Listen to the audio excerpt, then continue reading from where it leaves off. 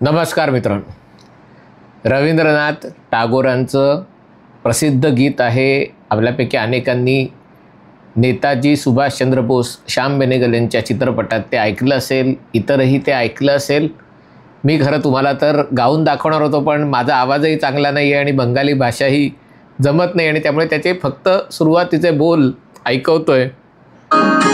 যদি তোর ডাক শুনে কেউ না আসে তবে একলা চলো রে, যদি তোর ডাক শুনে কেউ না আসে তবে একলা চলো রে. हे गाणं ऐकवायचं कारण म्हणजे एकला चलो रे गाणं आपण ऐकलं असेल, पण त्याची पहिली ओळ आहे की जेव्हा तुम्ही आवाज द्याल आणि कोणी येणार नाही तुमच्यासोबत, तेव्हा काय करा तर थांबू नका, एकटे चालायला लागा. जर तुमचा मार्ग बरोबर असेल, जर तुमचं उद्दिष्ट तुमच्या डोळ्यासमोर दिसत असेल, तर आपल्यासोबत कोणी येतं आहे का नाही याची पर्वा करू नका. आज हे सांगायची वेळ अशासाठी आलेली आहे कारण आपण गेले काही दिवस, गेला 1.5 आठवडा खूपच लोकांचं मनावर घेतोय. काल डोनाल्ड ट्रम्प काहीतरी बोलले की मी टीम कुकला सांगितलं आहे की अमेरिकेत आयफोन बनव, भारतात बिलकुल बनवू नकोस कारण भारत टॅरिफ किंग आहे. लगेच आपल्याकडे त्याच्यावरनं वाद चर्चा सुरू होतात. त्याच्या आधी कोणी पाकिस्तानी पत्रकार किंवा CNN, न्यूयॉर्क टाइम्स वगैरेचे पत्रकार म्हणतात की भारताची 5 विमानं पडली आणि भारताच्या अनेक ठिकाणी हल्ले झाले, भारताचा रडार गेला. आपल्याकडे चर्चा होते.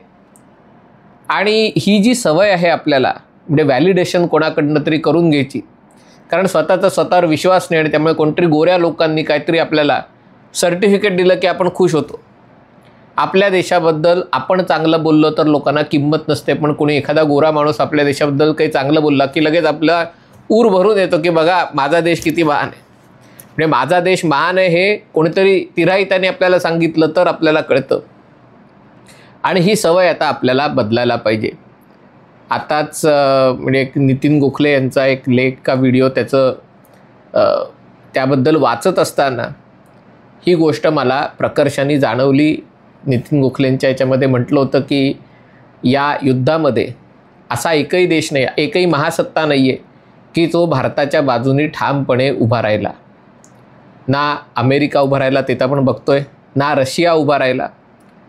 ते आपल्यापैकी अनेकांना अचानक रशियाच्या प्रेमाचं भरतं आलेलं आहे, पण या 4 दिवसाच्या काळात रशिया भारताच्या विरोधात नाही वागला, पण असं काही भारताच्या मदतीला धावून आला वगैरे असं काही झालेलं दिसलं नाही. फ्रान्सचं पण तेच, ब्रिटनचं पण तेच.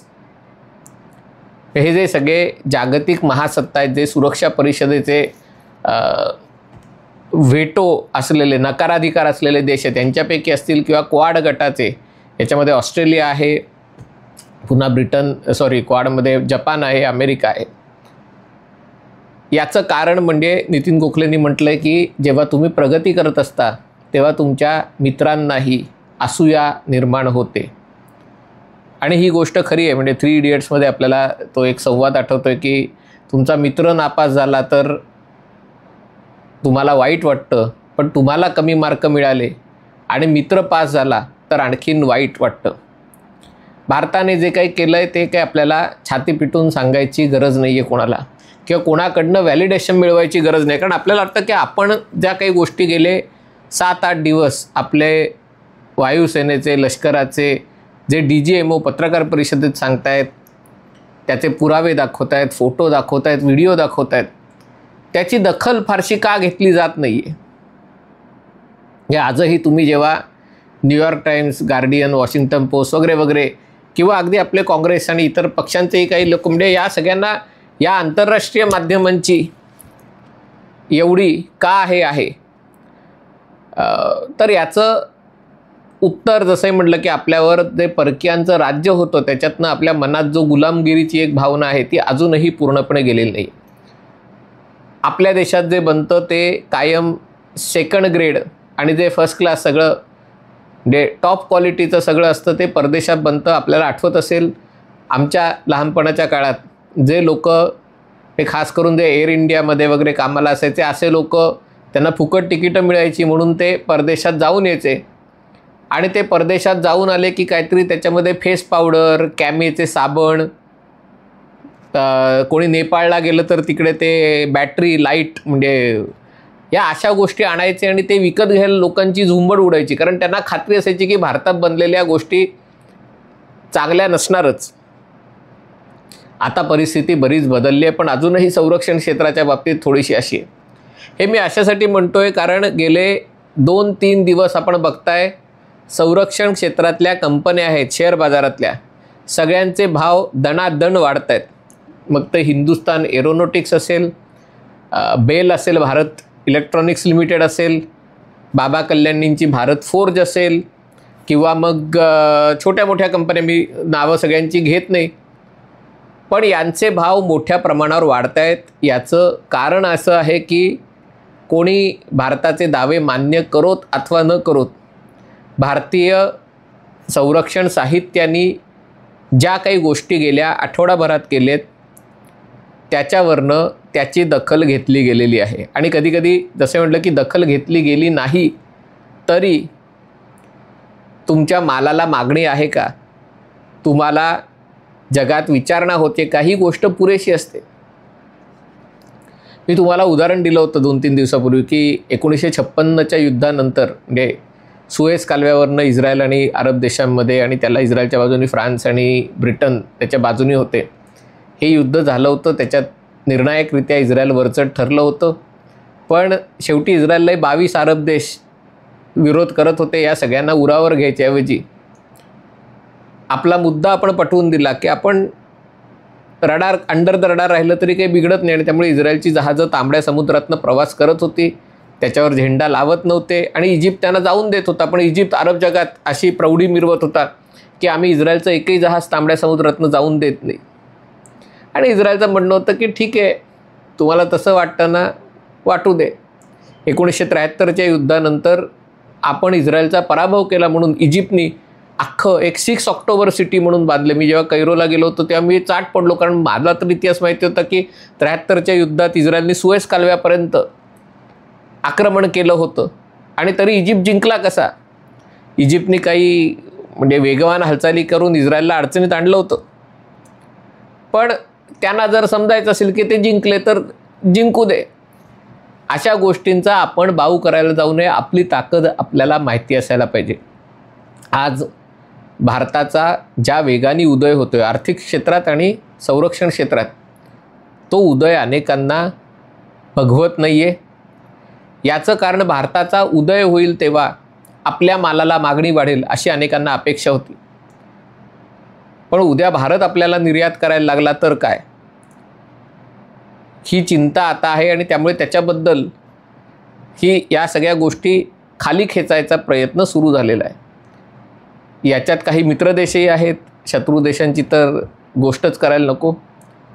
पण ही गोष्ट तुमच्याबाबत होणार आहे, तुमचा जसा वेगाने उदय होईल. आणि ही गोष्ट आपल्याला चीनकडनं शिकायला पाहिजे. चीनला खूप लवकर लक्षात आलं की ज्या वेगाने ते वाढत आहेत, आणि चीन जवळपास 30 वर्ष 10% वेगाने वाढत होता, खूप लवकर त्यांच्या लक्षात आलं की आपला जसा वेगाने आपली वाढ होईल तसं आपल्या पायात पाय घालण्याचे प्रयत्न सुरू होतील. आणि त्यामुळे त्यांनी सुरुवातीचा काळ आपला जो वेगाने वाढ होते तिचा अंदाजही लोकांना येऊन दिला नाही. लोकांना गाफील, अमेरिकेला, रशियाला, जपानला सगळ्यांना गाफील ठेवलं. आणि मग 2013-14ला चीननी स्वतःचं डोकं वर काढलं आणि तेव्हापासून एक शीतयुद्ध ज्या वेगाने सुरू झालेलं आहे. तुम्हाला काय वाटलं, भारताचं जेव्हा तिसरं महासत्ता होईल किंवा तिसरी मोठी अर्थव्यवस्था होईल, बाकीचे सगळे देश त्याचं कौतुक करतील? नाही. पाय खेचायचे प्रयत्न केले जातील. पाय खेचायला कधी पाकिस्तानचा वापर होईल, कधी बांगलादेशचा वापर होईल, कधी नेपाळचा वापर होईल, कधी आपल्याच देशातल्या जातीव्यवस्थेचा, कधी धर्माचा, कधी प्रांत, क्ष प्रांत विरुद्ध य प्रांत, अशा प्रकारे आपल्या देशातले जे काही राजकीय मतभेद आहेत, सामाजिक भेद आहेत, या सगळ्याचा वापर आपल्या विरुद्ध होऊ शकेल. आणि या सगळ्याला काही गोष्टींकडे दुर्लक्ष करून, काही गोष्टींना पायाखाली तुडवून आपल्याला पुढे जायचं आहे. आणि ते करताना जर आपल्यावर विश्वास नसेल, तर आपण पुढे जाऊ शकणार नाही. आपल्यावर विश्वास न असण्यामागे आणखीन एक कारण आहे की गेल्या 20-25 वर्षात आपण बघा, भारताचं जे नेतृत्व आहे, राजकीय नेतृत्व असेल, प्रशासन असेल, याच्यामध्ये सनदी अधिकारी, पोलीस अधिकारी, कॉर्पोरेट क्षेत्रातले मोठे लोक, सगळ्यांची मुलं परदेशात शिकलेली आहेत. एकेकाळी ही गरज होती आणि जर चांगलं शिक्षण मिळत असेल तर परदेशात शिकायला हरकत नाही. पण परदेशातून शिकून येताना आपण आपल्या देशाकडे आपल्या नजरेने बघणार आहोत का परदेशातल्या नजरेने बघणार आहोत, हा विचार ज्याला त्याला करावा लागेल. एक देश म्हणून आपल्याला हा विचार करावा लागेल. असं करताना आपल्याला कुठेही मनात एक जसा न्यूनगंड नसावा तसा अति आत्मविश्वासही नसावा की सगळं जग बोलतंय त्याच्याकडे दुर्लक्ष करा, आपण जे करू तेच महान आहे. आपल्या स्वतःच्या चुका काढायची, त्या दुरुस्त करायची, टीका सहन करायची ताकद आपल्यात असायला पाहिजे. पण हे सगळं करताना स्वतःवरचा विश्वास असणं आवश्यक आहे. आज भारताची उत्पादन क्षमता खूप मोठी आहे. संरक्षण क्षेत्रात अजूनही चीनकडनं आयात करणं हे पाश्चिमात्य देशांना झेपणार नाही आहे. जर्मनीमध्ये त्यांना आता जगातला सगळ्यात मोठा, युरोपातला सगळ्यात मोठा संरक्षण क्षेत्रातला उत्पादक देश बनायचं आहे. ते बनू शकतात, पण त्यांचा उत्पादन खर्च खूप आहे आणि याचं कारण त्यांच्याकडे विजेची किंमत जास्त आहे, इंधनाची किंमत जास्त आहे, पर्यावरणाच्या बाबतचे जे सगळे नियम आहेत ते मध्ये आहेत. म्हणजे त्यांना जर पुढे जायचं असेल ते नक्की जाऊ शकतात, तर त्यांना या सगळ्या क्षेत्रात सुधारणा कराव्या लागतील. तीच गोष्ट अमेरिकेची.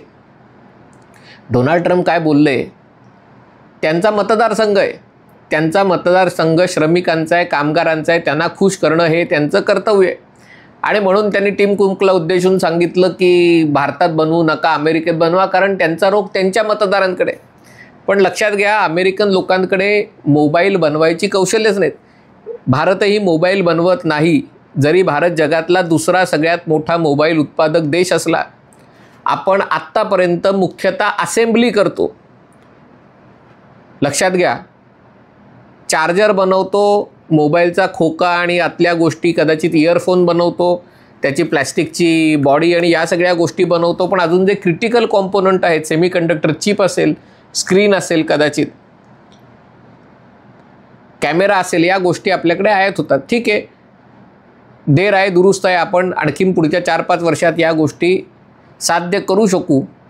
पण पाश्चिमात्य देशामध्ये जिथे तासाला $20, $15, $20 पगार आहे, तिथे हे मोबाईल असेंबल करणं हे खूप जिकरीचं काम आहे. विड्या वळणं खूप जिकरीचं काम आहे. म्हणजे मला खरंच, मी जेव्हा सोलापूरजवळ त्या विडी कारखाना, म्हणजे तिथे सगळी विडी कामगारांची वस्ती आहे आणि त्या बायका अक्षरशः म्हणजे हाताला म्हणजे रोबोट असल्यासारखी त्यांची बोटं ती विडीमध्ये, पानामध्ये तंबाखू भरून त्याला ती नळी करून, म्हणजे सुरनळी करून त्याचं विड्या बनवा. आणि विडीची किंमत किती असते, इतकी किरकोळ किंमत, आणि तुम्हाला तासनतास, आणि ती विड्या बनवताना तुमच्या हाताला त्याच्यातनं तंबाखूमुळे हाताला त्याचं स्किन कॅन्सर होऊ शकतो, अनेक गोष्टी होऊ शकतात. आणि तुमचं प्रॉडक्ट विकलं किती रुपयाला जातं, 1 रुपयाला 8 आण्याला किंमत नाही. विडी प्यायली नाही त्यामुळे किंमत किती आहे माहिती नाही विडीची. पण हे सगळं करायला जो स्वस्त आणि कुशल कामगार लागतो, कुशल असला तरी स्वस्त असेल असं नाही, आणि स्वस्त असेल तर कुशल असेल असं नाही. आणि या गोष्टी अमेरिकेकडे नाही आहेत. त्यामुळे डोनाल्ड ट्रम्प काय बोलले, अमेरिकेत उत्पादन करा, करू नका, आपली कौशल्य काय आहेत हे आपल्याला माहिती पाहिजे, आपली ताकद काय आपल्याला काय आहे ते माहिती पाहिजे, आपले विकनेस, आपल्या कच्चा दुवा काय हे आपल्याला माहिती असलं पाहिजे. हे एकदा माहिती असलं, आपल्या कुठल्या कच्च्या दुव्यावर आपला शत्रू किंवा आपले स्पर्धक मित्र जे स्पर्धकही आहेत ते त्याच्यावर घाव घालू शकतात हेही माहिती पाहिजे. आणि मग एकदा हे कळलं की आपल्याला आंतरराष्ट्रीय क्षेत्रात जो आत्मविश्वास असायला हवा तो आता येतोय. तो आत्मविश्वास आपल्या राजकीय नेतृत्वाकडे दिसतोय. पण आपण आपल्यावर शंका घेताना न्यूनगंडाच्या भावनेने शंका घेऊ नये. ही जी चर्चा सगळी सुरू आहे गेले काही दिवस, की मग हे युद्ध का थांबवलं, अमेरिकेने थांबवलं का नाही थांबवलं, का मोबाईल बनवणार का नाही बनवणार, या सगळ्या याच्यामध्ये आपला मित्र कोण आहे, शत्रू कोण आहे, चर्चेचा दुराळा उडत राहील. पण पुढची 15 ते 20 वर्ष आपल्याला खाली मान घालून सरळ रेषेत बघून आपली जी ताकद आहे, आपली जी क्षमता आहे ती क्षमता वाढवायची आहे. राजकीय, सामाजिक हे सगळे प्रश्न, निवडणुका, सत्तांतर, या सगळ्या गोष्टी चालू राहतील.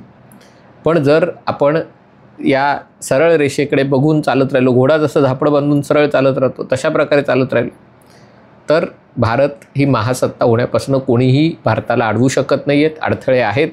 लोकांकडनं मनात स्वतःच्याच मनात स्वतःबद्दल शंका निर्माण करण्याचे प्रयत्न केले जात होते आहेत, करण्यात येतील. पण तुमच्या हाकेला कोणी प्रतिसाद दिला नाही तरी न थांबता तुम्हाला एकट्याने पुढे चालत जायचं आहे. चालत गेलात, एकट्याने चाललात, एकला चलो रे, तसं जर केलं तरच आपण आपलं लक्ष साध्य करणार आहोत. हा व्हिडिओ आपल्याला आवडला असेल तर कृपया लाईक करा, शेअर करा आणि चॅनल सबस्क्राईब करण्याची विनंती आहे. तुर्तास इथेच थांबतो. पाहत रहा MH48.